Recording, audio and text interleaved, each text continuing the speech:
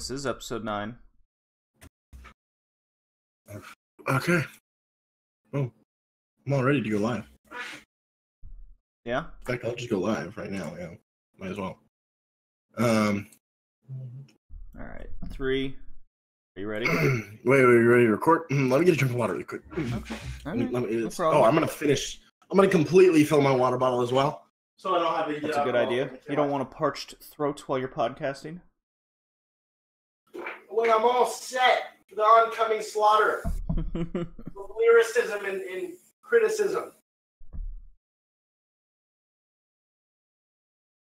Shit about to be intense, man.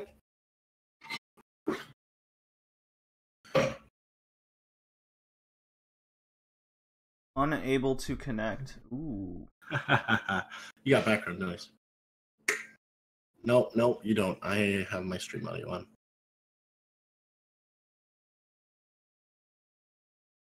Alright, again. Dude. Boom. Alright, let's see if it connects this time. It says you're live. On Mixer? Yeah. I'm on Twitch. Let that connected. I hate co-streaming. It takes more internet and bandwidth, so it makes the games way harder to play, but it also, at the same time, is just... What, Mixer? Yeah, I'm just... If I'm doing them both at the same time. Oh. Community building is just more about it. Dude, the new album, the new Post Malone album is actually... Well, I will do...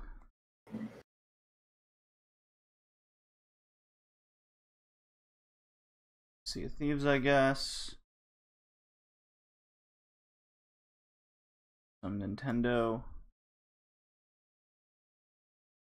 Nintendo Nation, sure. No, I won't do Sea of Thieves, I'll do PlayStation. There we go. Boom. Better.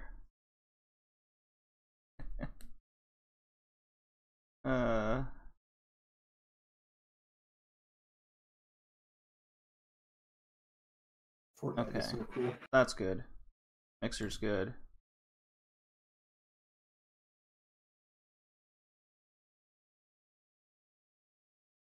There we go. Everything's up and running. Cool. Go. Cool. Alrighty. Dropped frames detected. Well, that's okay. All right. Streamlabs OBS has detected 2 frame drop. Oh. You're live streaming. Oh wow, you're live streaming everywhere. Yeah, man. But that's okay. I'm not like streaming a game or anything, so Yeah. frame drops can happen. All right, I'm ready. Detroit Become Human has went gold. What does went gold mean? The game is gold. That means it's finished. It's now getting put on shelves. It's being Okay. put on discs. All right, countdown from 3. They definitely have their celebration when the game goes gold because that means they've done it. Yep, countdown from 3. Okay. 3, 2, 2, 1, go. go.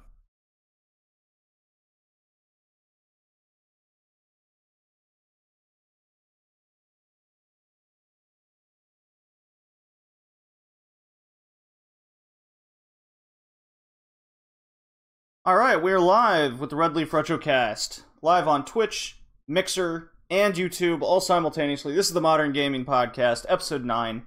It's a double dose today, Drew. Welcome back. It is weird doing March and April today. Dude, I wish I had hair like Tom Holland. Oh, yeah? Yeah. He's really hair. Oh, we have a little stacked card. We got some intros to go through, then we got some discussions. You have a lot to talk about, Drew, since you've been a busy boy. Oh God, I've been so busy. I barely record this podcast without telling other people. Now I got to stop doing stuff now. Where can all the people find us, Drew? On Twitter at Boogie the Ball and at J Dizzle or JD Bowling JD. There you go. Took you a couple times, but you got it. It takes whenever I try to tag him, so it takes me like 5 minutes because I have to look them all up. Yes, we have passed. The Red Leaf Retrocast has passed the episode 50 mark, and then for that special occasion, this is the first modern gaming episode to eclipse that. We are now at BowlingJD live on Twitch, at BowlingJD live on Twix, Mixer. Which, by the way, Drew, thank you for introducing me to Mixer. I quite like it. You're welcome. And by the way, I still have more followers on both. That is okay. And I've done one Mixer stream. Well, you also play more stream game types. I mean, I did a Mario Maker stream, and I had a lot of viewers. The wrestling live reaction videos gets a lot of viewership. That's for sure. Well, I mean, my first stream, I streamed for 12 hours, and I started out the stream by streaming with a partner, and so is that, there's the exposure. And I'm streaming on Twitch because I'm all over the place right now. I kind of still want to stick to Twitch because I think it's a better platform. Sure. But I really, really like Mixer in a sense, but I'm so connected to Twitch. And also something I noticed, and this is the biggest thing that screws in my head, is it is much easier to get viewers on Mixer than it is on Twitch. You think so? It is 100 times easier to get viewers on Mixer. I ran the numbers, and it was like 90%, 95% of the time more on Mixer. I'm going to get a viewer. It was much, much, much more. Okay. Well, what else have you been up to besides introducing me to the fun stuff that is streaming more video games? I got ready for college. I went to the Halo World Championships. I went to Microsoft 343. I went to, what else did I do? I've been dealing with work stuff. I went to Spokane for work stuff. I dug a giant hole, and then I filled the hole back up with some other dirt. I named the hole Greg. Oh God. I also weeded a big yard. That was fun. Well, there you go. We're not going to talk about this game in particular. It did come out in March, but the VR edition of Wipeout was released in March. The VR, it was a free update to Wipeout Omega Collection. Holy and you own crap! That? What now? The Omega Collection. Do you own that? Yeah, I actually got it for free, but the game does cost $20 if you want to buy it. So it's a cheap edition, and for it's one of the best VR experiences out there currently, without question. So 2018 in PlayStation VR has been nothing but pleasant surprises. With Moss that came out in February, the running game Sprint Vector, that was a lot of fun, and now Wipeout, Omega Collection, PlayStation VR, like everything from the start of just you getting in that cockpit for the first time is just a surreal experience. It's so much fun. I can't recommend it enough. It's one of those console, like if PSVR is considered its own console, it's one of those games that's worth getting it by itself. It's a seller to me. Right. Well, I'll have to do a demo of it at some point. Oh yeah, I streamed it I streamed my first hour experience, and it was just fantastic. It's getting a little hot here in the summer, so I'm sweating right now. Yeah. I gotta turn the air conditioner off. I am sweating right now. It's getting pretty bad. I ran into a couple of issues with the PSVR overheating for the first time, so I had to start putting just when I'm doing a long VR session, I gotta kind of put a fan kind of at it so it circulates the air more. Right. Mm-hmm. But it's just a minor little issue. It's not like I've ever played a gaming console that has had a problem with overheating when it feels like it's 100 degrees in that area. Right. I overheated my PS4 one time. Oh yeah. Oh, it's easy to do any of those consoles, especially a modern console with how much they pump out. I've never even gotten close to even heating up an Xbox One. I've been at friends' places where they have it, and Xbox One it's overheated. S. I haven't heard of a PS4 Pro overheating, but neither have I with the S. But anyways, Right. playing a little bit of my Switch more and more. I want to play. I want to finish Rayman Legends before I jump into more Celeste time. Mm-hmm. I want to try and get my Switch a little bit more love. Just want to do overall more love with the gaming consoles in general. With all the different. What's up? Yeah, no, I haven't really touched my Switch in a while. Yeah, if you still had Splatoon 2, we could have been on Team Leonardo today. The Splatfest started. Nah, yeah. I don't really care. Who are you, Michelangelo guy? No, well, maybe. I don't know. I just Splatoon got kind of bored with it, and I was done. The only 2 games I actually own anymore on Switch, because I sold the rest of them, is Breath of the Wild and Mario Odyssey. That's okay. Two pretty good games, I hear. two excellent games. Man, no. I've been streaming a lot lately too. I've been trying to get back on the heavy stream grind. Mm-hmm. Because I've been looking back and kind of I did a huge Twitter rant about this the other day, but and kind of looking back and seeing, when my viewer, I was speaking like 20 viewers and that kind of stuff, and really putting in the time and how much work I really was putting into the stream, and I want to get back to that.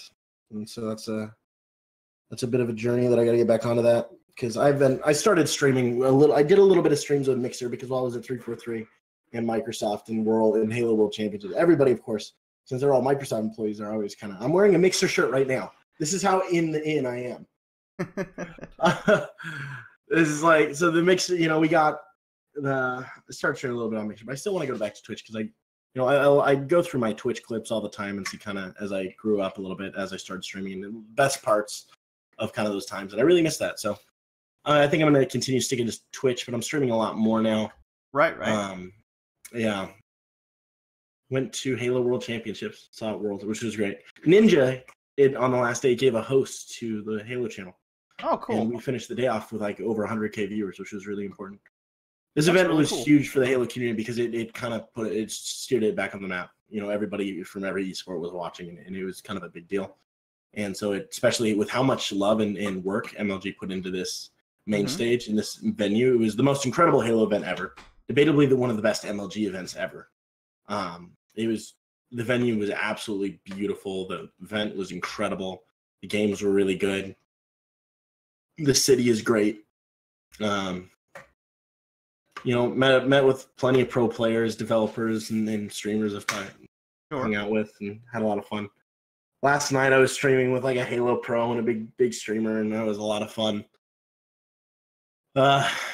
Went to Worlds was an awesome experience. It was absolutely incredible. So Halo is doing really good right now, especially because I don't know if anybody knows about this, but do you want to talk about Halo Online for a little while?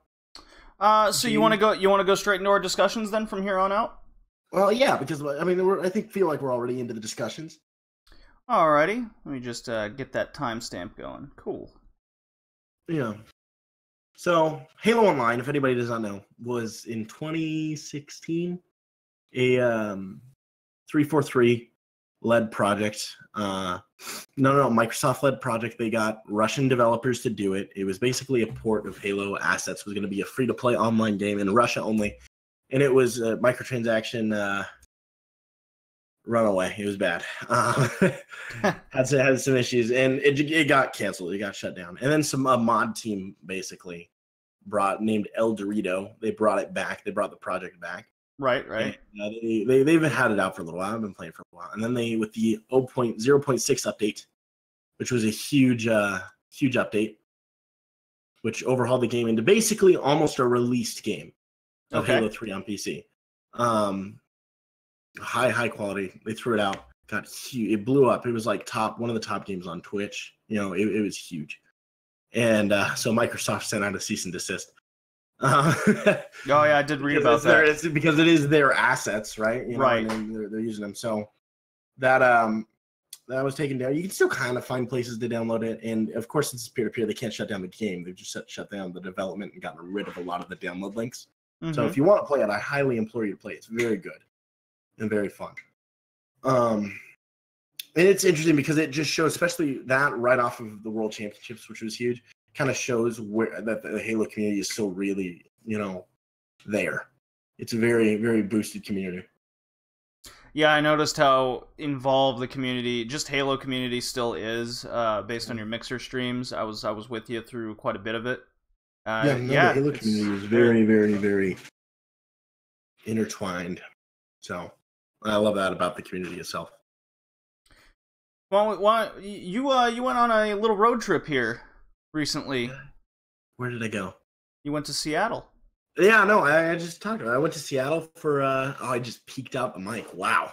Yeah. My bad. But you did a lot more than just kind of walk around. Yeah, I mean, I went over to Redmond with some friends, to Microsoft, to the Halo Museum. Yeah, so I want to hear more about that stuff as well. Non-disclosure agreement aside, I can verify that Pitch Play. No, Phil Spencer brought me to his office. Like, it was awesome. They're like, "Here's Fable 4. Take this home with you." I got it over there. Oh, that's so cool. Yeah, it was just so cool.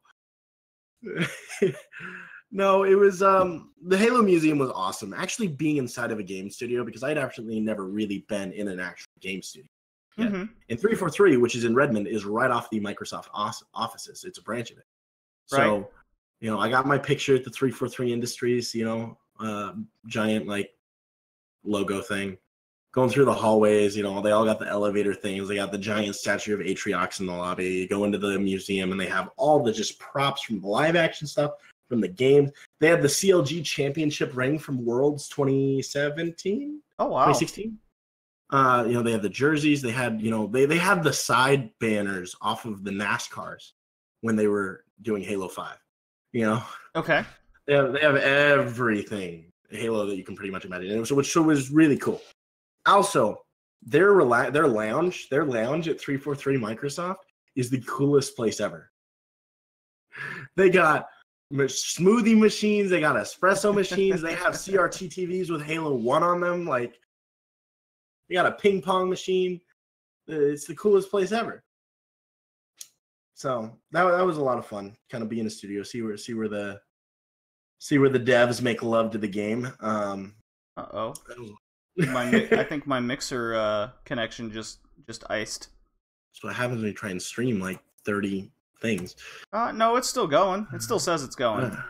All right. Well, so that was a really cool experience. I had a lot of fun there, and the Worlds was also awesome. I did meet Phil Spencer. That wasn't a joke, which was cool. I accidentally ran into him in the VIP lounge. He was buying a beer, and I felt really bad for asking for a picture. I was like, "Oh, wait a sec. You get your beer." He's like, "Can I get a beer?" He was there. Pretty much everybody in the community there. All the 343 devs were there. They had shuttles from the studios over to the venue, and so all the developers were there. All the pro players were there.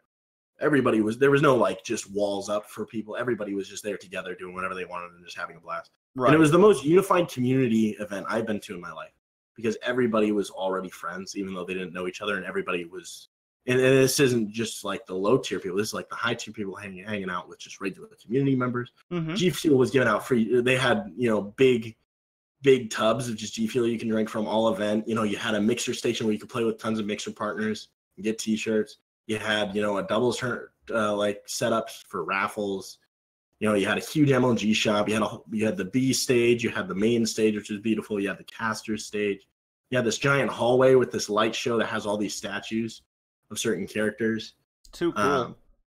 It was an incredible event. Yeah, you should come to next year's. Oh man, I'm on the other side of the country, man.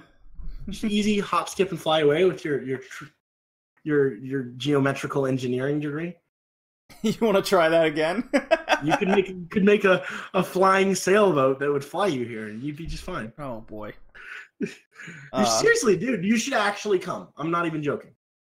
You should come next year's if it's in Seattle, which I will definitely 100% be going to. You should come to the event. Well, I'm kind of joining the new age technology deal with. I got an Amazon Alexa for free. Oh god, I hate that thing. I'm gonna finally figure out what all the fuss is about. It's just super cool peripheral. But the problem with, do you have like Amazon Prime and I everything? do. Okay, then Alexa might be phenomenal for you. But if you don't, all she's going to do is ask you to buy subscriptions. They'll be like, hey, play this song. Your Spotify is linked. Play this song. If you don't have a subscription for Amazon Music, you want to do that? I want to listen to it on Spotify. He's like, are you sure? Like, yes! Well, I did play the entirety of the Detroit Become Human demo. And part of the game is you can integrate Amazon Alexa into the game. I'm kind of wondering why, if they were going to go that far, why wouldn't they take advantage of the PlayStation camera with its I guess it's not advanced enough to do that. Yeah. So you can use Alexa as part of the game, like asking an in-game computer. No, a lot of things can do that now. Call of Duty you can do that with. Yeah, I was reading up on it today as well, so I should be getting the Alexa tomorrow, and maybe on the next cast I can tell how it integrated with Detroit Become Human, because after playing an hour of the demo, I streamed the entire thing on my YouTube channel and across all the other devices. And it was the same demo that they showed at E3. It was the same demo I played at Fan Expo in Toronto. So, but because now it's a home demo, I can just sit there and not have just 5 minutes. I had an hour to actually try and get all 6 endings for that one rooftop negotiation. Pretty cool stuff. I like a lot of the branching paths. I'm wondering how each specific ending is going to play as the game goes on. I hope it's not going to be like a Heavy Rain situation where no matter what you do in the game or who lives and who dies, it's still going to be essentially the killer is going to be the same and the endings aren't going to be different. It's more or less, well, you remember Heavy Rain. It was even though they said they were different endings, they weren't variant enough to really say they were really different. Nothing truly changed. It was just, oh, this character's still alive and what have you. Hey, that was still really, really ambitious. Oh yeah, for the time it was perfect. With what they're trying to do with Detroit Become Human, I hope it takes that the step further. And for everything that I experienced in the demo, it seems to be on the right track. Oh. So do you want to shotgun like little news stories here, or sure? There's some little things that come out. Did you hear the whole thing about Grand Theft Auto 4? What about it? So a bunch of the songs from the radio are being removed because their copyright is up. A lot of people are really sad about this. Also, Nintendo said they announced their E3 press conference dates and everything, and had a strong emphasis on some Smash Bros. Yeah, I did read the Smash Brothers emphasis. So that probably means that Pokemon is all for next year in 2019. Yeah. Continues what we all think with what Nintendo's goal is, one major release every year kind of situation, or at least 6 to 8 months apart kind of deal.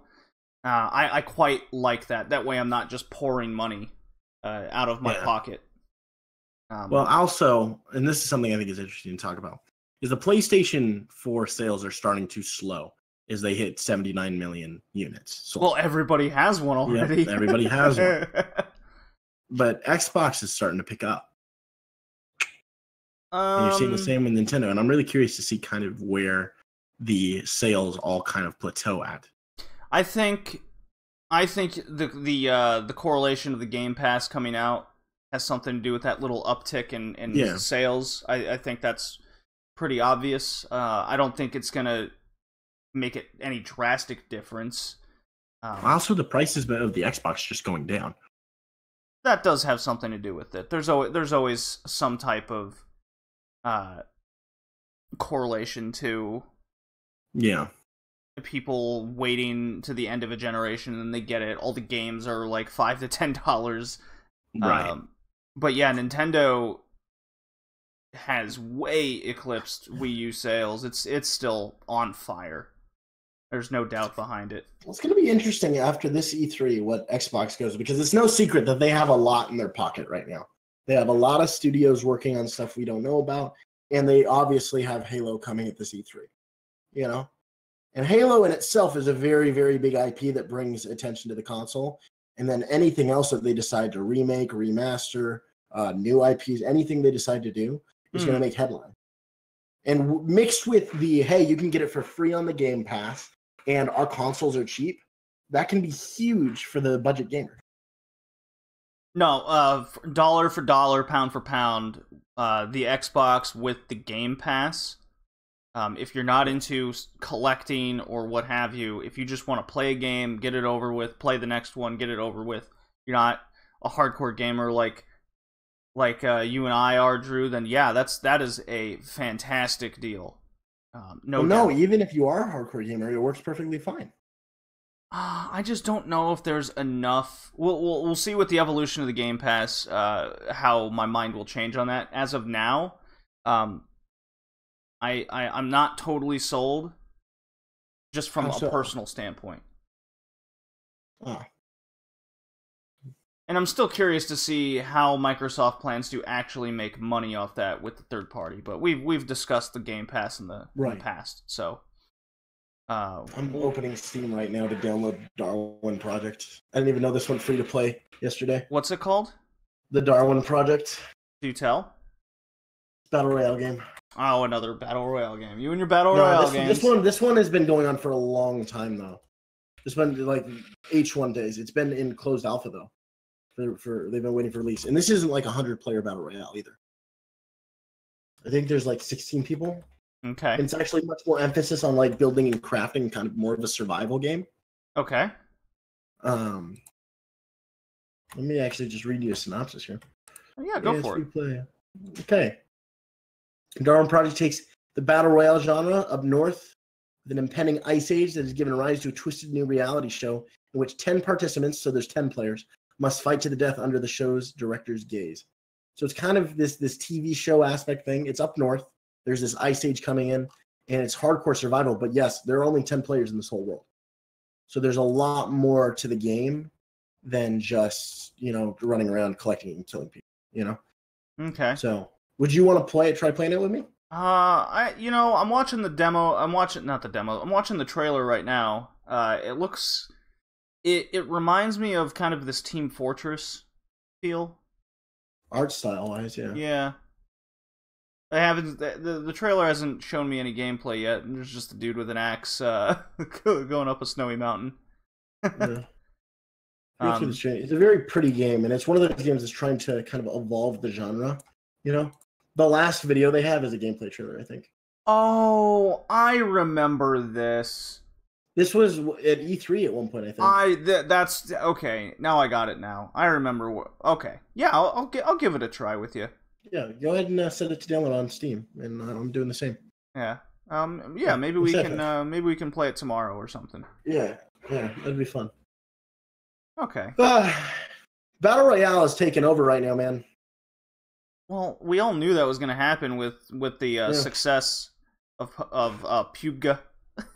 Yeah, but right now we have Battlefield's working on a Battle Royale game, and Call of Duty. Well, Call of Duty's had one for a long time, but they're going to bring one to North America. You're seeing the big studios doing. And you see a lot of small studios doing it. I'm so curious to see kind of where this genre goes.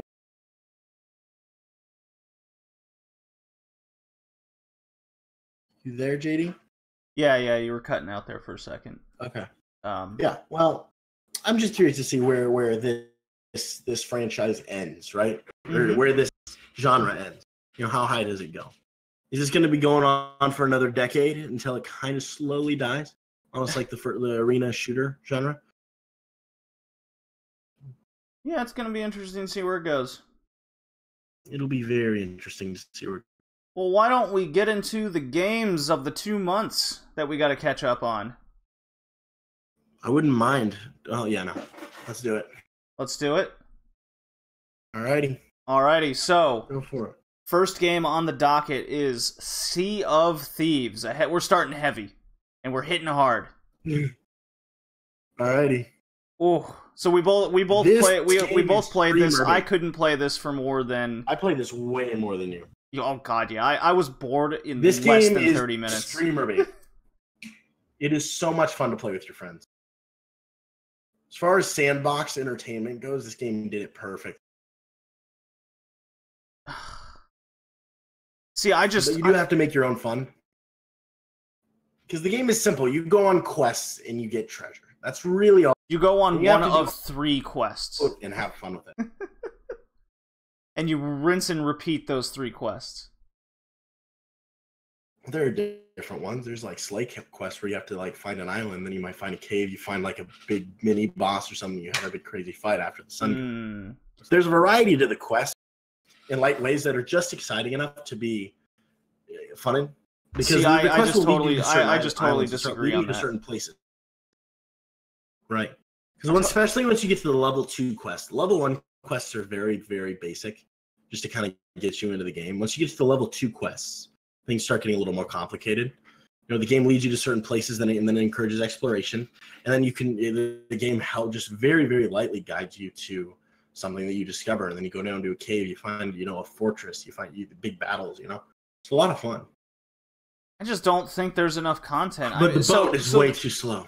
Yeah, no, there's not enough content without friends. You can make your own fun and have a ton of fun with this game, but as a single-player gamer like you would hate this game. I am a single-player guy. I will admit that. This game reminded me heavily of No Man's Sky from the moment I started playing it. The difference was No Man's Sky, as you said, Drew. I am not one to be against games where you need to kind of make your own fun. A game is as good as your imagination type thing. That's what No Man's Sky was to me. It gets a lot of flack and a lot of hate due to certain industry choices and things that were promised instead. But looking at it just from the game standpoint, I had a good time with No Man's Sky. With Sea of Thieves, it was very much in that same realm. The game Sea of Thieves looks phenomenal. I like the character models. I don't agree with you couldn't make your own character. It was all randomized. I actually like the fact there was enough randomization if you did it long enough where you'd find the character you want. But also because of that means that all the character models fit into the world very well, and it doesn't break immersion. I don't know. I think it because you had to sit there forever to get a character you actually wanted. I don't see why you couldn't just have a bunch of preset type choices and then you end up picking a type of character that you do want. Now, don't get me wrong. There's some sort of hilarity to just having a randomized type avatar that you could be. I do like the fact that there are certain riddles as you to uncover. Riddles can be really fun. Yeah. I always like that in games, but who knows? The jury's gonna. I think Microsoft forced Rare to really pump this game out too early. Rare clearly knew that the game lacked substance, and it got horrible reviews because of that. It's No Man's Sky all over again. Horrible reviews. It has like a 6.5 average score on Metacritic. It is not good. Not a game that was supposed to be basically a console seller. It was supposed to be Rare's return to form. It was supposed to be Xbox's, console selling exclusive of the year. It was supposed to be one of their heavy hitters. We'll see another one with State of Decay 2. It's already out. Oh, it comes out in May, doesn't it? It comes out in May. Okay, so then I do have an early copy. Okay. I thought it was out. Okay, good thing I did not stream that. It is probably still under embargo. State of Decay 2. Yeah, it comes out May 22nd. Okay. Good to know. Yeah. I was going to stream that like tonight. Oh, bad choice. So, I think Sea of Thieves was... It shouldn't have been sold as a $60 game. It was clearly supposed to sell the Game Pass. That was the goal. And if you spent $60 for Sea of Thieves, Game Pass game. Yeah, for a game if we look at it in that perspective, you got the Game Pass, get Sea of Thieves. then fine. It's all worth it then. You know, like, even the game lacking all the content that it should have, then it's okay. But looking at it from even a $30 standpoint, I couldn't justify. I can't justify. Because there was more to do in No Man's Sky. There was a clear-cut goal. There was a clear-cut end game to what you want or need to do, whether it's going to the center of the universe or collecting all the Atlas pieces. I mean, there was a goal in this game as well. No, Drew, there wasn't. There was. The goal to be the best pirate or top pirate, and then supposedly the rest of the game opens up. No, as you way like too I said, long did you to ever get to even that do level point. 2 quests? I did all 3 quests once, and then I went to do a. You have like 8 level 1 quests. No, 9. You have 9. You have 3 gold. You have 3 magic, and then you have 3 battle quests. Yeah, I did one of each, and then I had no desire to do anything other than that because it just felt like go get treasure, figure the riddle out, go kill skeletons, go kill more skeletons. You know, it just rinse and repeated this. Did you ever battle a fortress? No, I got bored before I even got to that point. That's what I'm saying. Yeah, I'm saying you put a little more time into the game. Get some friends, but I didn't want to because I was already bored with it. It wasn't worth putting that kind of time into. Well, that was my game experience with it. Yeah, no, I got into the game and had a lot of fun. I just fell off because I didn't have people. I had to go back and keep playing Halo. You know? Well, you're not the only one who fell off. The whole community's like going away. It's definitely not the way it started. Keep that game up though, especially on Mixer. So, I mean, the game is what it is at this point. We'll see what happens as the year continues on and what's added to it. I believe in May coming up, there's going to be an expansion pass to it. In Sea of Thieves? Yeah, I believe so. Really? Yep. Huh.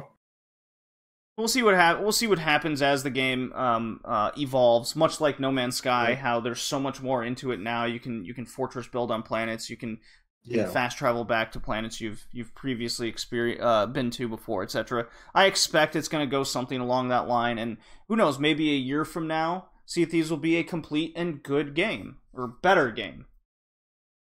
But as it stands right now, I couldn't. My personal experience is I didn't even last almost an hour. I lasted 30 minutes, and then I was immediately bored. I think I put 19 hours into that game. Jesus, I don't know how you did it. I don't know how you did it. There's some certain cool aspects, like the ship battles, but the fact that you can't like upgrade your ship really. Oh yes, you can do huge upgrades to your ship. Such as? Did you ever go to the ship store? No. Yeah, there's huge. There's an entire upgrade system. There's an entire guy who's on the dock, right at the edge of the dock, who sells ship upgrades. And there's what are they? Just more cannons? Much. No. I think there's a skill tree for the ship where you can kind of upgrade what its strengths are. But when we get into cosmetic stuff, there are hundreds. Well, cosmetic upgrades I knew about. The ship upgrades, I thought that was an update that came later. It wasn't on initial release. Yeah, no, because the ship you have depends on how many players you play with. Right, and I had nobody. Right, you should have got some people. Well, you should have called me. Yeah. I don't understand why you didn't. Well, I was at a place here in Rhode Island where you get to just experience games on their own. Kind of deal. Yeah. All right. Yeah. That state. Yep. So, all right. Yeah, that's Sea of Thieves. We'll see. Maybe we'll come back to this a year from now.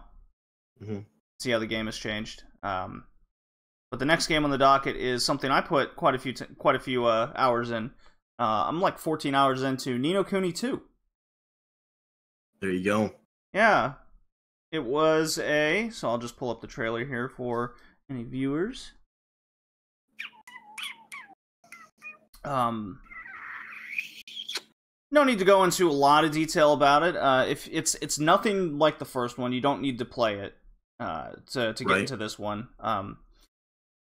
you start out as the president of a country, and he's then, a bomb goes off, and he's then transported to the world of Ni no Kuni. I don't know why this character even needed to exist, because what ends up happening is he is teleported into the room of this king, while coincidentally there's also a coup going on in that kingdom.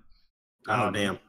Yeah, and then he just takes on this advisory role to this young prince who has it in his head that he finds a patch of land. He just goes, I want to build my own kingdom and start over from scratch. And there's a little bit of kingdom building there for money gathering and resource gathering, to unlock different skills and areas in the world. The game looks absolutely gorgeous. The art style is very appealing. It's got this Studio Ghibli-esque feel like the first one. The game is a little bit too easy, but if you're okay with that and you want kind of a more relaxing experience in a video game, especially in an RPG, this is definitely the one for you. The boss battles are super fun. I never felt overwhelmed at any point. Never really felt a need to grind at all, which I really liked. Breaking news. Okay. It's totally off topic.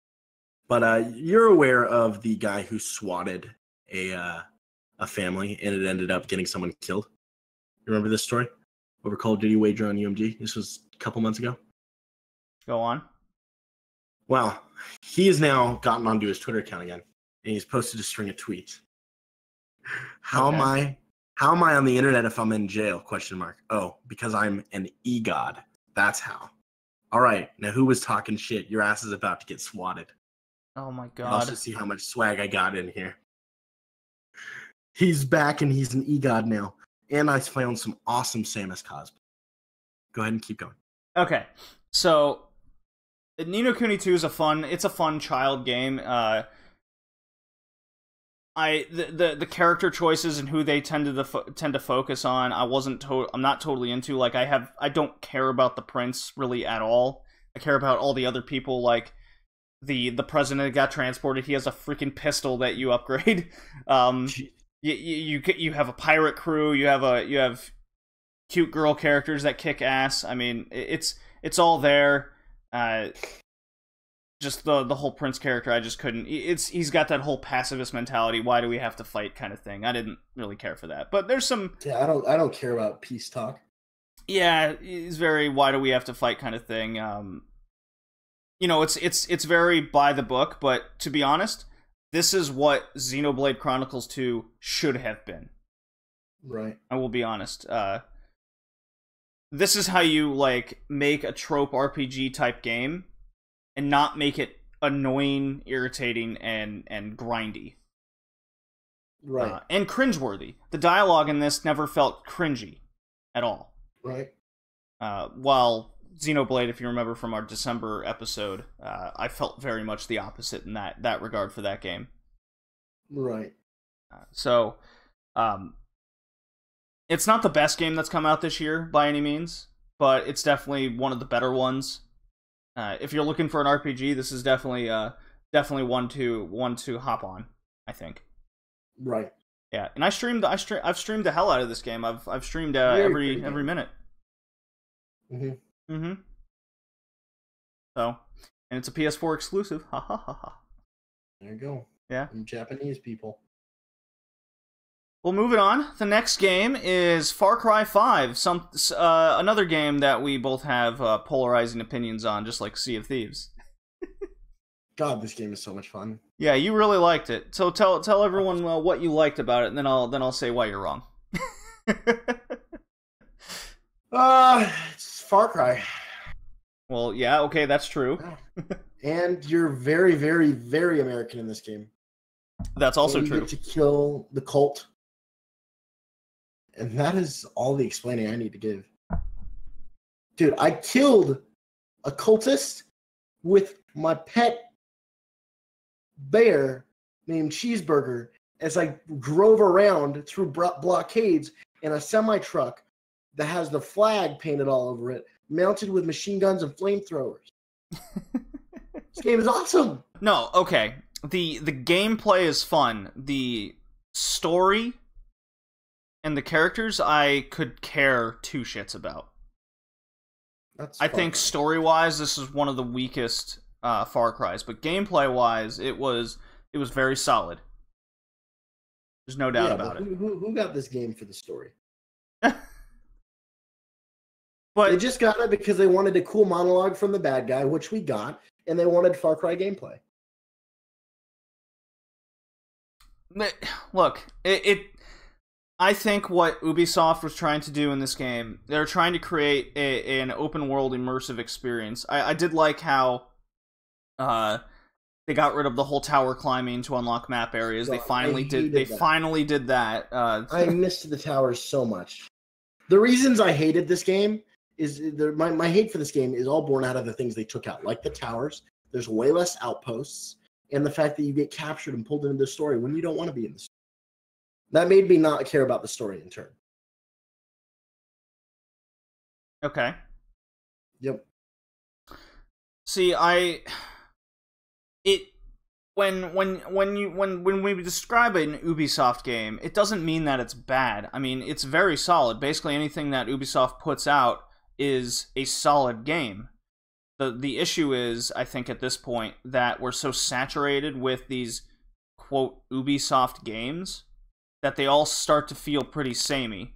I did like the advancements that they did do in Far Cry 5 here, with how it went about its open world. It reminded me a lot of what Zelda did, you know? Mm-hmm. You would go to, what was there, three compound areas that you're supposed to liberate? Is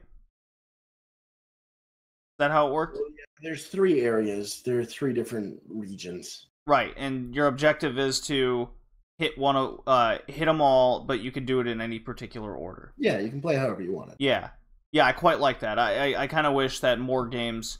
I hope more games are going to take that formula. There should have been way more outposts in this game, and there should have been towers. I don't think so. I think it handled it well, but the issue I came across was once I got done with that first area that I went to, and then I wanted to go to the second one. That's when the game started kind of rolling on itself, where I didn't really feel the need to play more of it because I'm just experiencing. It felt like I was experiencing the same thing again. That's not to say that the massive amount of just nonsense I could do in the game isn't fun. It certainly is fun, but it's sort of that same game loop that I had an issue with in Sea of Thieves, where the game itself, when it starts to loop on itself, that if I'm uninterested, then I think the game fails in that sense. Right. Yeah. So, like you said, when you got roped into the story, whether you want to or not, I didn't care about the story. I didn't care about the story because of that. Well, that all the story was in my head now was annoying. So whenever I got captured, I would just bitch about why I'm stuck in the story when I was trying to loot a doomsday cache. Right. Yeah. And I did see the ending, and we're not going to spoil it, but it was weird. It was the first part of the game where I actually started caring about the story. Oh god. Yeah, the end. The end, there's a certain thing that happens, and I'm like, all of a sudden, like, dude, I'm down for this game. Are we looking like on time? We're good. Yeah. So, anything else we want to say about Far Cry 5? Because I don't. Yeah, I don't think so. Here's some controversy with people. Is Kirby Star Allies our next game in March? This game is I had fun with my experience. Because it's Kirby, and it's a Kirby game. It was even easier than I expected, even coming from a Kirby game. Like, I died maybe twice, I think, in the whole game. And it was just because I accidentally went in a pit. I just jumped in a bottomless pit and died. Or I got I remember one time I just got smashed in between a couple walls, but that was it. I really like the it's called Star Allies because you can basically mind control enemies, and then they become your friends, and you get to use their powers in various ways through levels. I thought that was really cool. I put a little challenge on myself at certain aspects where I would only have one friend unless the game would make me to have 3 or 4 during certain moments. But if I would only have one friend or none, that's when the game kind of got a little harder. So it was in this sense, it was making more of a challenge for myself or what have you, the music was good. I loved the art style. It was very appealing. The controls were tight. The AI of your buddies that you end up mind controlling was a lot smarter than I think people give it credit for. Right. Never really ran into an issue where they wouldn't do what I wanted them to do, such as use like a flame power to ignite a bomb or what have you. It was a good experience. It's definitely a very family friendly game, that's for sure, as all Kirby games are. Yeah. But it was short. It only took me about 5 hours, and I almost 100%ed the game, collecting everything and doing everything I could have done. I'm kind of disappointed that it cost me $60, but hey, it's a Nintendo game. Not much I can do about that.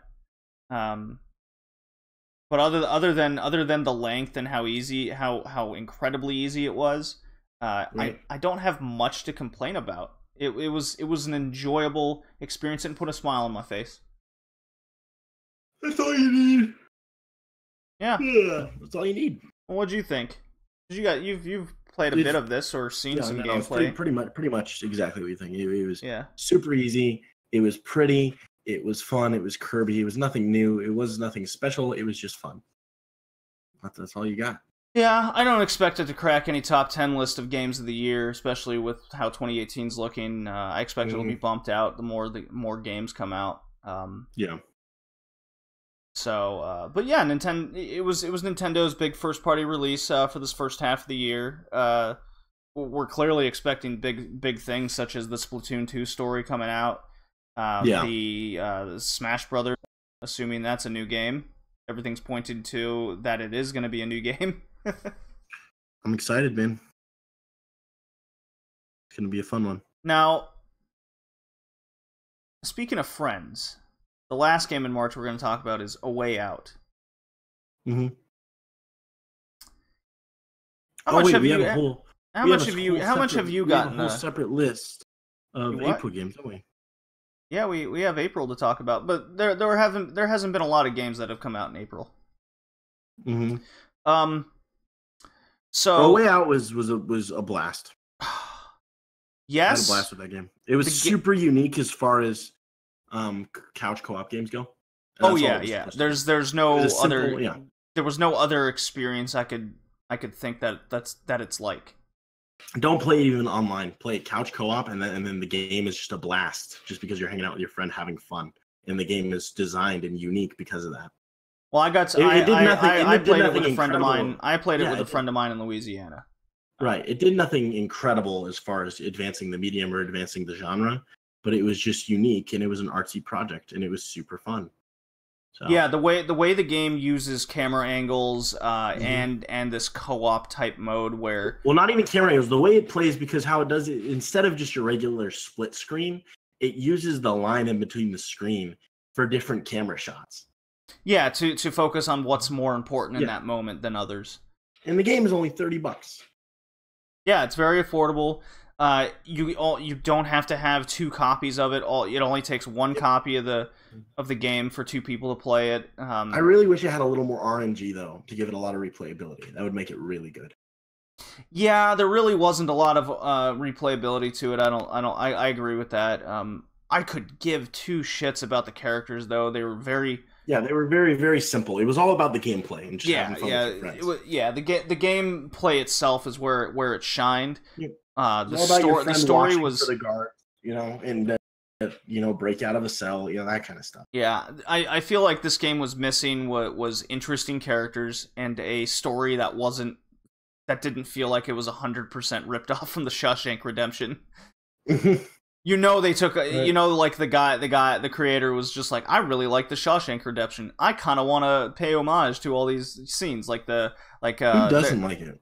Well, exactly. It's a good thing. Shawshank Redemption is like one of the best movies ever made. but it was just so blatantly obvious. I think that hurt it just a bit. Luckily, they kind of got, once you get out of the prison, then it gets into more of this chase mode. The adrenaline kind of picks up a little bit. That's where the game got a lot more fun for me. Yeah, because it's more intense. Yeah. Being in prison itself got pretty old. Not fast, but it let's just say you got out of prison at a good time. Yeah, I was getting tired of being in prison. Yep. Yeah, the game doesn't do anything to blow me away, but it's a very unique experience. I quite enjoyed that. Yep, definitely, 100%. So, and that's it for March games. Yeah, we're just kind of blowing through it. We got... There's nothing really impressive in the last little while besides God of War, you know. Well, Yakuza 6 came out. We're gonna do that first. We'll do God of War last. Okay. Yakuza 6 came out. I think if you've never played a Yakuza game, maybe play Yakuza 0 first. And then you can jump into Yakuza 6. It's more Yakuza. I mean, we spoke about Yakuza 5, I believe, on the Game of the Year cast that we did.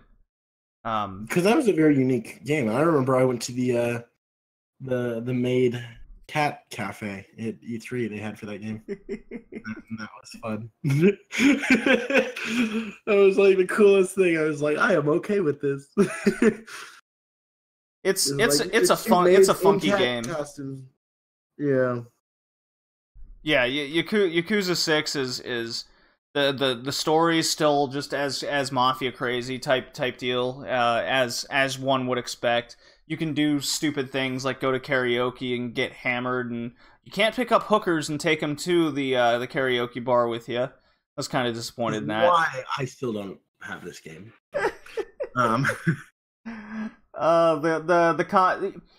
What else is there? If you haven't played a Yakuza game, go check out Yakuza 0.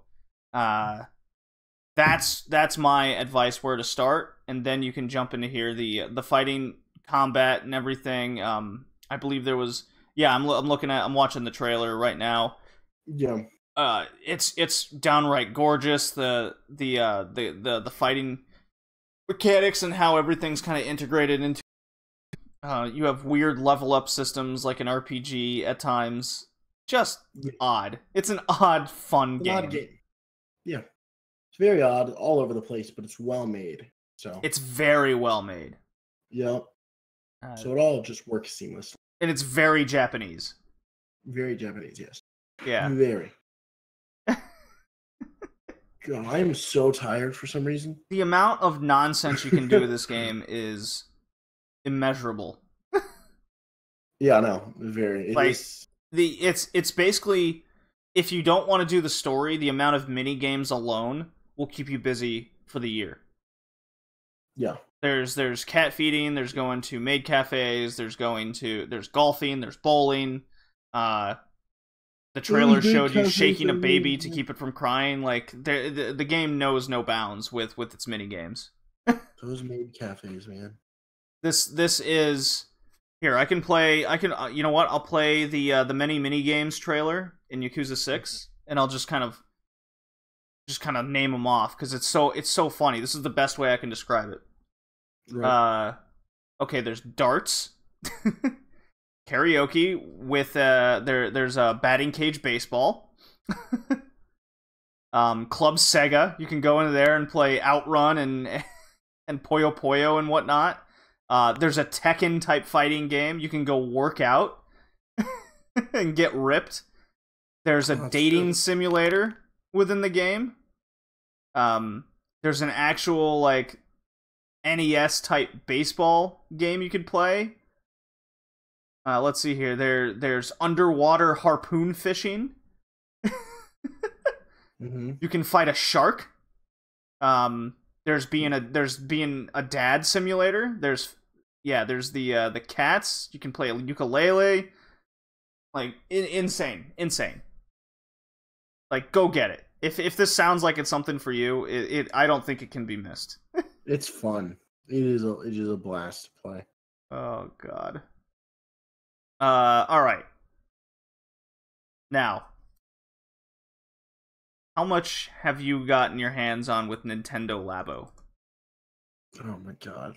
Do we have to talk about this? We do. I mean, come on. It's Nintendo cardboard at its finest. No. Like nothing. Next to nothing. So when I went and got God of War, same day, Nintendo Labo came out.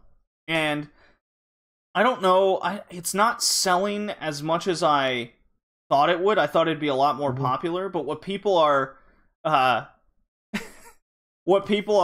experiencing is the game, the Labo itself, this cardboard put together experiment that they've done. It takes a long time to put together. It's like putting together a Gundam mech. Like, it'll take just days to possibly put it all together. Use the Switch as kind of the manual guide and how it put together, like an IKEA 3D IKEA box. This is clearly something that, you know what this reminded me of, Drew? What? This reminded me, because I got to put together some of the pieces and play with the robot in particular at GameStop. Right. They had one on display. Surprisingly enough, you can be a pretty large person and play with the backpack that the robot uses. The games themselves are pretty simplistic. It's fun. It's the experience is making this clearly with your parents. This reminds me of when I had Legos as a kid. Right, and that's what I expected it would kind of capitalize off of, was the Lego thing, you know? Yeah, the building is the experience. That's what that's what I got out of it. Yeah, and then it's just interaction, and it just makes it more gratifying. Yes. I don't, even the price point isn't all that terrible. I didn't get to do the Labo variety pack.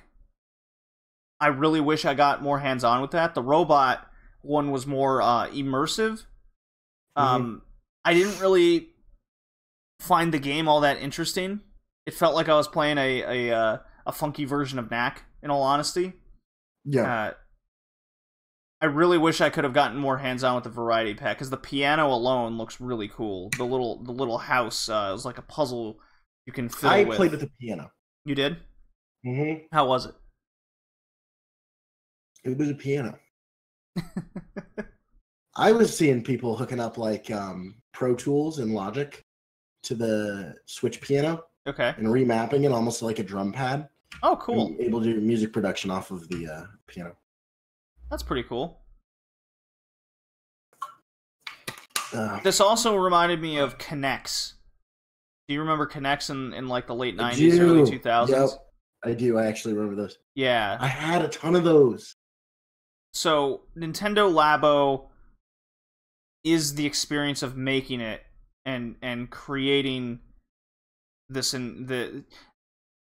of course it's cardboard, so it's gonna rip, but the good thing is they can't license cardboard. Yeah, right. So the actual building kits are available online for free. I think that's really cool. Yeah. Yeah, I mean, I can't wait to see what people do with it. The more that does come out with Nintendo Labo, I hope it isn't just this two creation thing. I hope there's more to it than what we've seen so far. I think it's doing exactly what it set out to do. Now, there are going to be haters because they think it takes too long to build, but I think you just got to go with it at this point. Right. But it looks like the variety kit's the way to go instead of the robot kit. Yeah. In my opinion.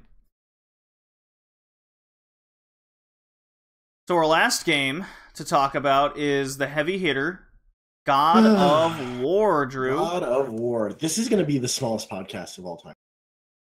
That's okay.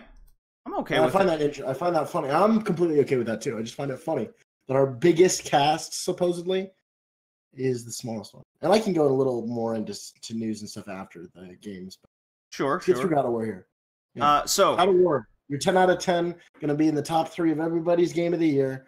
Released in April. Normally how the years work, you get that heavy hitter that just blows out of the gates, and everybody's like, this game's the best game ever made. And then, you know, by the end of the year, they'll say it was great, and then they'll forget about it. So that is God of War. All right, man. I don't know, like, I first of all, pet peeve, they called it God of War. It should be God of War Valhalla, or God of War 5, or what have you. Clearly it was a ploy to... a reboot. Say again? It was essentially a reboot. But it's not a reboot. It's the story continues off from where Kratos was in the first 3 games. Well, I think because of the PS4 install base and kind of how the last couple games did, because by putting an extra name on it or putting a number on it, you segment a bit of the player base who hasn't played the old one. No, that's even in marketing. That's exactly. It was a marketing ploy. That's exactly what it was. It was a marketing ploy. Even in the marketing of this game, they never made it look like a sequel, and they didn't want to. And it really is, and it is a sequel from the old games. Yeah. It is a sequel. They made it look different. They wanted people to pick up the game who had never played the game before, never even thought about playing because they didn't like that genre. Yeah, but for the sake of this, I'm calling it God of War Valhalla. Kratos is an old man. He looks like he's in his 40s or something. He met a woman. Supposedly, I guess she's either a witch or some type of Norse demigod of sorts. But the point is, they have a kid, and the game starts out with her death, where they're cremating her, and her last wish was for Kratos and the son Atreus to scatter her ashes at the top of the mountain. So the whole goal is to travel to the top of the mountain. Seems simple enough, but of course, the Scandinavian, the Norse gods are very pissed off that I guess he's there, because the opening fight is insane. Where you fight against, I guess it's Balrog. He's a dude that feels no pain. Epic fight. The camera angles, the brutality, the sound, the music, it's all there. It really gets you into it. Because there is that hour span right after that fight where it's trying to teach you more of the game. It kind of goes into a lull. I think that was clearly on purpose, where it wants you get this high, got to make you go low before you get high again type situation. Yeah. It has a good ebb and flow. Yeah, it has a good roller coaster flow to it. God, how long am I? I am 7, 8, 9. I think I'm 11, 12 hours in the game. It's supposed to be about 30 hours. Yep. The other thing, so it has this kind of over the shoulder Last of Us perspective. Where Kratos isn't centered, he's slightly to the left, and that's how you see it. The battle system is now with an axe instead of the blades of chaos that fly out from his forearms. But they do a lot of nuanced things with Kratos in this. With him like fiddling with his bandages and cutscenes that are on his forearms, from past wounds. He's clearly a damaged person from his past. And he's just trying to live out his life now. And there's a lot of instances, you see him in dialogue where he's talking to Atreus, and he's clearly not from there. He was uninterested in the ways of where they're at now in Scandinavia, right? In Midgard. Really cool stuff. It just does all the little things right, Yeah.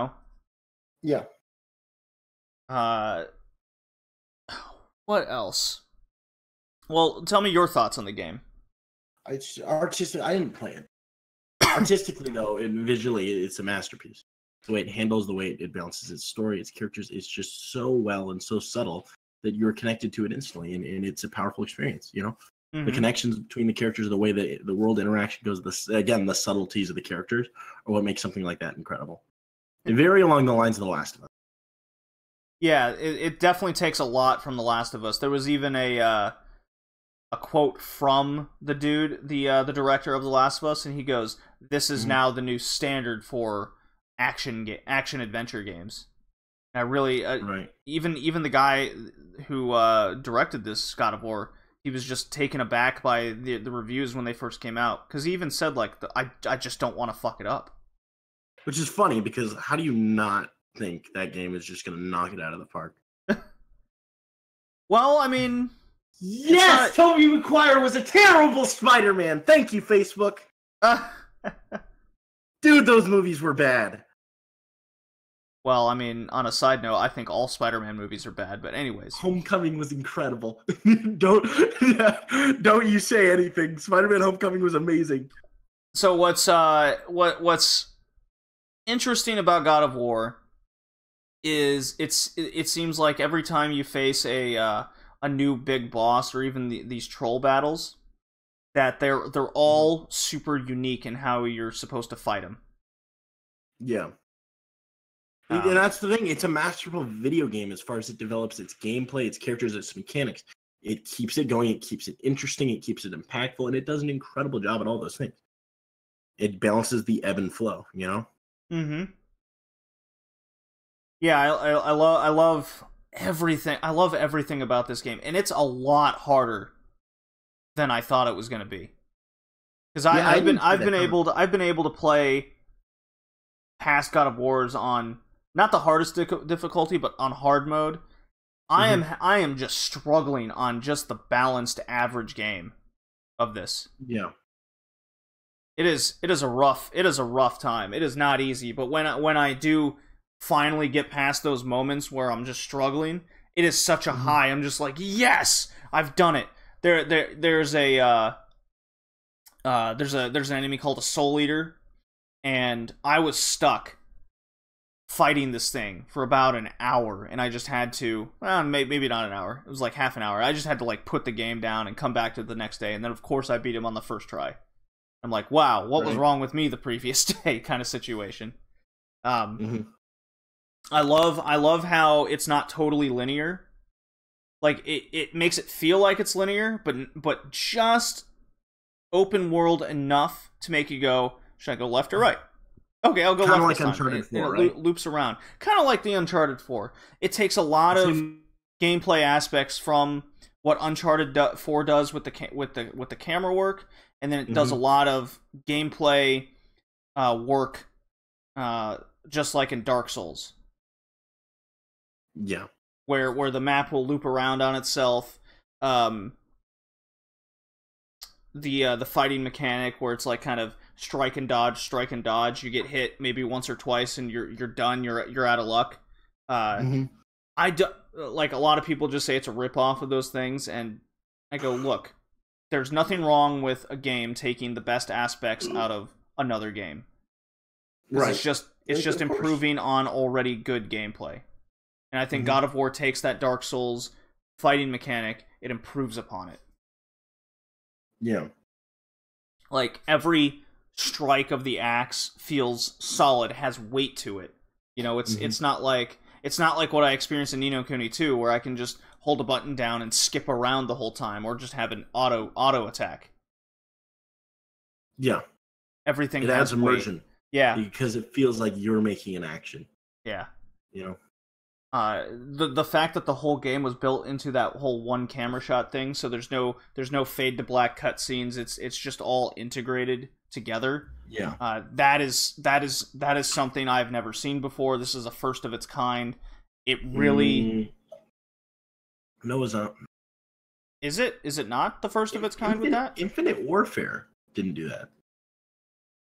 With the no loading screens and no fade to blacks, like even Infinite Warfare, Call of Duty didn't do that. That started coming up over the last 4 or 5 years. Is that true? It wasn't continuous camera angle, but it never did like faded to black. It was still one continuous thing. When you loaded up the game, that was the only time you loaded it, and it was ongoing. Yeah. Also, on a side note, Infinite Warfare's campaign was really, really good. Well, didn't they announce that a Call of Duty isn't going to have a story mode? Yeah, no, this fall they're not. They had to scrap the campaign because Activision said it was too bombastic, even though it sounded great. The thing about Infinite Warfare that was great is that it was a very, very, very grounded, story-driven, character-driven story that was very, very in line with World War II. If you kind of look at the campaign, it very much lines up with World War II in a way. So it felt very impactful as far as you and these characters going through kind of that similar thing. You could draw the ties. But then it was cool because it was still a very down-to-earth but gritty sci-fi. You know, you were in space, but it felt real. And the coolest thing about it is this wasn't super sci-fi where you're just on a spaceship flying around. This was sci-fi where you're on a spaceship and you're worried because space travel isn't perfect yet. You feel like you're on this hunk of iron that's floating through space, and it does a really good job of being a very immersive, intense campaign. And it's up there on one of my top Call of Duty campaigns. Okay. But yeah, they didn't do any load screens in that game. But back to God of War. God of War. What do you think of the integration of Kratos having a son? I thought it was great the way they did the buddy system kind of with him. Very similar to like Ellie or what was her name? Emily from BioShock Infinite. What was her name? Elizabeth from BioShock Infinite. Yeah. Being these side characters that help the game's experience rather than hurt it, you know? Yeah, I was a little worried that it was going to be kind of this heavy escort mission, but you kind of don't have to give two shits about Atreus in battle at all. Because he carries his own weight. Yeah, he carries his own weight. You can tell him to fire arrows. There are various arrow upgrades for him. From him, there's a little thing where he's he has his little Norse. He's half Norse demigod. That's what I'm gathering from it. All real cool. Kratos is trying to teach him the ways. He takes after Kratos in certain aspects, and even Kratos himself clearly is a little bit worried about him in those senses. He tries to harness anger because it's all really cool. I think they did a very good job. I really like it when games do this. They take advantage of an extra character on screen. The game does have the game's loop in this is you go to point A, right? You get stuck. So your next mission is to get the thing or things in the other places to get through part A. So then you go to part B. Part B, now you need these things. So you have to go to these other areas to get past part B. That's its gameplay loop. The difference being is everything feels new and fresh. Now, I haven't gotten to any parts of the game that has made it feel old or samey. I haven't experienced repetitive boss fights. I've heard rumors later in the game that there's a boss gauntlet. I hate boss gauntlets. That might hurt my opinion over the game. Right. It might not be 10 out of 10 to me. It might be like a 9.5 if it does something like that, because nothing drives me more insane than boss gauntlets. I think that should be like new game plus type thing where you can just fight them all individually in a row, kind of like a Contra hardcore type situation. Right. Yeah. I'm okay with gauntlets if they're done well. You can do them really well. They're just never done well. They never work. They're just never done well. Yeah, it's so easy to say, oh, let's just throw all the boss fights into one thing, and it doesn't play well together. No, because as soon as you do that, I think it cheapens all the boss fights you had just struggled with previously. Yeah. Imagine Dark Souls ends and you have to face all those bosses again. Right. There are instances in Dark Souls where you might now face a boss. Oh, my buddy Hibiki TMD has joined the chat. Well, welcome. What was I saying? Lost my train of thought. But the point being that Dark Souls with how it incorporates maybe you face this one boss, you struggle with it, and then it becomes a regular enemy in harder points of the game. But they don't overuse that. It's only like maybe every once in a while. That's why I've always had an issue with beating Mega Man games because of that boss gauntlet at the end. It's just so synonymous with Mega Man at this point. But if you do it in a 3D type game, in a hack and slash, I feel like the Mega Man boss gauntlets are really good though. Like Mega Man 2. The difference being that the struggle is the struggle in Mega Man is you learn their weakness and then you can beat them in 3 hits, right? Yeah, you learn their weakness, you learn their play style, you kind of learn how they play. But because you yourself are powered up and leveled up, that you are now definitely much better. Yeah. In something like what's a good example of a game with a boss gauntlet? I was playing one a little while ago. Lots of DS games. Lots of DS games have it. Lots of DS you know what? RPGs. There's Fire Emblem instances where you have to face not just one guy, but 2, 3 of his henchmen boss battles, and Halo 5 has a boss gauntlet. They themselves individually can kick the shit out of you. Halo 5 has a boss gauntlet at the end. It's the most annoying thing. Ninja Gaiden has it. Yeah, a lot of old NES games do that nonsense. There's this boss throughout Halo 5 called the Warden Eternal. And this was one of my pet peeves about the game, campaign-wise, and I won't spoil kind of his role, but because it's kind of cool, but he's this one, mini-ish boss character. He's powerful, he's bullet sponge, and he's a boss. But because of his nature, the way his character goes, you fight him like 7 times throughout the game, and at the end, like 7 of them spawn.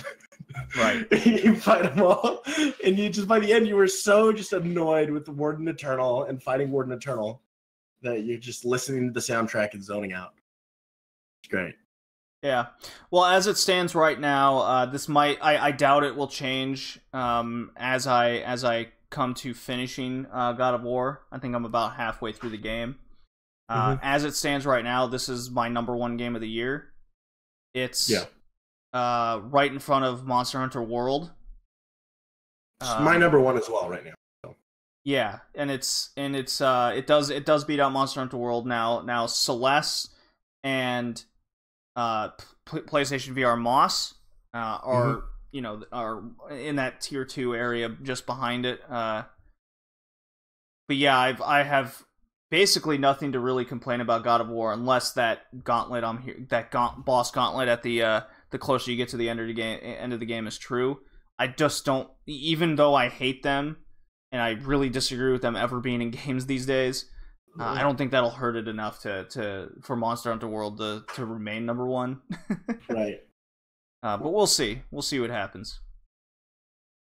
Yeah. All right. Well, that's all the games. Yeah, that's all the games from March and April. We covered a lot and pretty quick. What are we at? Like an hour here?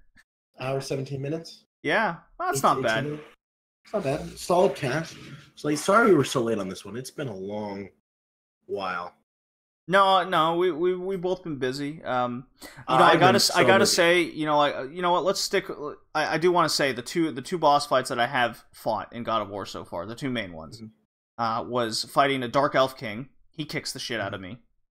Right. That's like an entire boss battle, kind of immersed in this hazy light and darkness all around. Really gets the point across. And then I just fought a giant frickin' dragon. Right. That has electrical powers. Insane. Like, as I was fighting it. And I never felt overwhelmed that I was fighting a dragon. I was just like, whoa, what's happening now? Kind of situation. I look forward to traveling through the other realms. Yeah, the trailer's just showing the little bit of the dragon there. Right there. That's how you get your electrical powers to progress in certain areas of the game. Really fun. But so next month is State of Decay 2 and Detroit Become Human. Let me just do a little April 2018 game. Also, the Black Ops 4 reveal happens next month.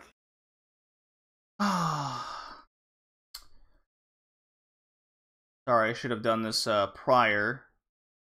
Right. The Black Ops 4 reveal comes out next month, and I'll just talk about the leaks next month. Shoot, there's just lots and lots of crazy stuff that's been going on, so I'm really curious to see the reveal for that game. And because I don't necessarily want to releases helping the game itself, I don't want to talk about the leaks because a lot of people don't really understand what's going on in the leaks, and they don't understand the development, game development to an extent. So these leaks in people's heads are like, oh, this is the way that no. So I'm not going to talk about the leaks until the reveal, so then we can kind of draw comparisons. Okay. But yeah, crazy stuff over there. Lots of innovating. Okay, so State of Decay. Donkey Kong Country Freeze comes out for the Switch. Got a stupid thing playing in the background here. All the people get out of school. Mega Man Legacy Collection comes out on the Switch. That'll be really cool. Oh, I cannot wait for that. I'm getting that. I don't know what's playing right now. It's irritating me. Wow. Just some stupid ad. But anyways, Detroit Become Human. Luminous Remastered. Dark Souls was pushed, I believe. Yeah, it's next month, isn't it? Yeah. Okay. Yeah, not much coming out in May either. We'll try and come up with more to talk about. But yeah, that was March and April game releases for the Modern Gamecast. Yeah. Yeah. I turned 19. Yay. Yay. Yay. So join us next month. All right, guys. Thanks for watching. Yeah. See y'all next time. You can find me on Twitter as Boogie the Ball. You can find him as Bowling JD because he bowls. We'll see y'all next time.